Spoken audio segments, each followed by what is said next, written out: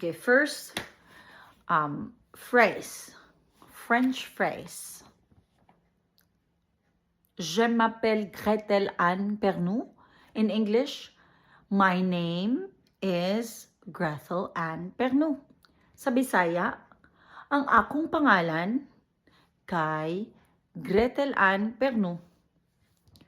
Next phrase.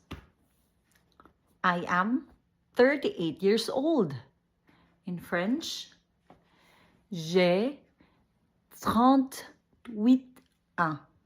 Sa Bisaya, ang akong edad kay 30 na.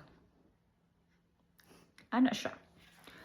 And next, I live in Paris. En français or in French, j'habite à Paris. Diba? Lisod kayong pronunciation. Next, ang Bisaya di ay, ang Bisaya. Nagpuyo ko sa Paris. In English, I live in Paris. And next phrase,